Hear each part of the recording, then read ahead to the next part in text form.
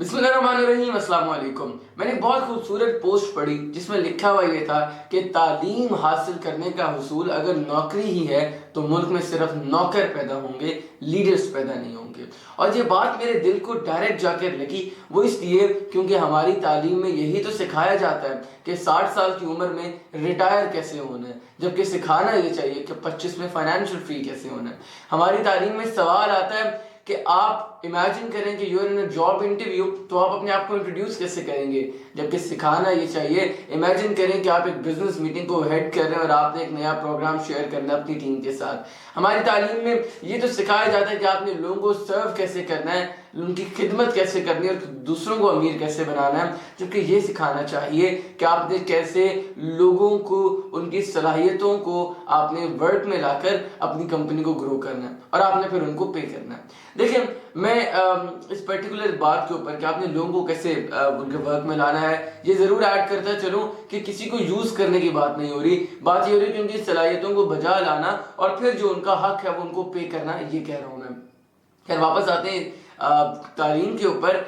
मैं ये समझता हूँ कि पाकिस्तान के अंदर ट्रेंड्स का सिलसिला बहुत ज़्यादा बुरा चल रहा है कि पहले एमबीबीएस का ट्रेंड आया तो सब डॉक्टर्स बन रहे थे, फिर आर्मी का ट्रेंड आया तो सब आर्मी में जा रहे थे, फिर इंजीनियर्स का ट्रेंड आया तो सब इंजीनियर्स बन रहे थे, अब सॉफ्टवेयर इंजीनियरिंग और आईसीएस है तो सब वही कर रहे हैं।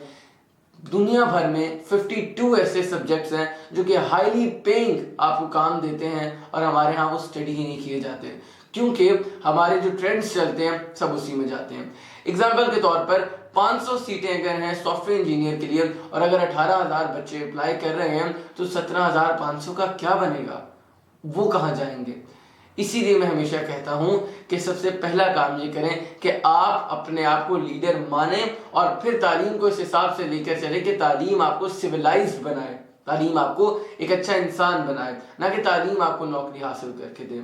बात यह है कि हमने तालीम को गलत डायरेक्शन में ले गए हैं। हमारे यहाँ ये समझना शुरू कर दिया गया है कि तालीम आपको नौकरी दिलाने के लिए है, जबकि ऐसा नहीं है। तालीम आपको सिविलाइज्ड बनाने के लिए। नौकरी is never a solution for it, उसके लिए नहीं है। अब बात आती है कि ये तो प्रॉब्लम हो गया, ये तो इशू हो गया कि तालीम हमें नौकरी की तरफ लेकर जा रही है, हमारे पास नौकरियां कम है। इसका सॉल्यूशन क्या है? सॉल्यूशन बहुत इजी है, सिंपल है, एंड दैट्स बिजनेस। अगर आप चाहते हैं कि आप और आपकी आने वाली जनरेशन एक अच्छी सुकून की जिंदगी गुजारें तो उसके लिए एसेंशियल चीज ही ये है कि आप बिजनेस करें, बिकॉज बिजनेस ही आपकी जनरेशन को बेहतर बनाएगा, आपको सुखी बनाएगा। लाइफ में हैप्पी रहने के लिए ये सबसे एसेंशियल चीज है। अब मैं एक बात बताता हूँ कि बिजनेस करने से हम क्या क्या पॉजिटिविटी फैला रहे हैं। सबसे पहले तो आप अपनी फैमिली के मसले हल कर रहे हैं। देखिए, जहां पर भी फाइनेंशियली टेंशन्स ना हो वो फैमिली हमेशा खुश रहती है, और जब आप खुश रहेंगे तो आपके इर्द गिर्द के लोगों को आपसे तकलीफ नहीं होगी, और जब इर्द गिर्द के लोगों को तकलीफ नहीं होगी तो आपकी इमेज और बेहतर होती जाएगी और आप और खुशियां बांटते रहेंगे। एक तो ये फायदा है। दूसरा बहुत बड़ा बेनिफिट ये है कि आप अपनी नहीं बल्कि अपने मुल्क की भी खिदमत कर रहे हैं। देखिए, अगर हम अमेजोन की बात करें या अलीबाबा की बात करें तो वो अपनी कंट्रीज की आधी आधी इकोनॉमीज को संभाल रहे हैं। अगर हम इलॉन मस्क की बात करें तो वो जिस चीज पर हाथ रखें लोग उसके ऊपर बेतहाशा इन्वेस्ट कर देते हैं, वो इसलिए क्योंकि उन्होंने एज अ बिजनेसमैन खुद को प्रूव किया। तो अगर हम अपनी बात करें तो हमारे मुल्क को भी ऐसे ही स्ट्रॉन्ग बिजनेस एम्पायर्स की जरूरत है। कोविड ने एक बहुत बड़ा गैप तो क्रिएट कर ही दिया है कि हमारे यहाँ अब लॉस में बहुत सारी बड़ी बड़ी कंपनीज भी जा रही हैं और पूरी दुनिया में लॉस हुआ है, लेकिन ये बहुत बड़ी अपॉर्चुनिटी क्रिएट कर रहा है हमारे लिए कि हम नए बिजनेस लाएं, हम न्यू इन्वेंशन लाएं जो कि हमारे मुल्क को स्ट्रॉन्ग करेंगे।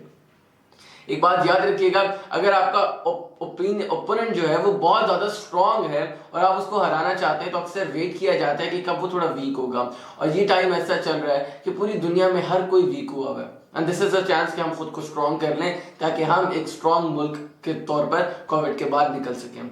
अब ये तो बहुत बड़ा बेनिफिट है कि आप मुल्क को इकोनॉमिकली सपोर्ट करते हैं, और जो सबसे बड़ा बेनिफिट है वो ये है कि आपके बिजनेस के अंदर जितने भी लोग काम करेंगे उन सबका रोजगार चलेगा, उन सबकी फैमिलीज के खर्चे पूरे होंगे और सबको सुकून मिलेगा।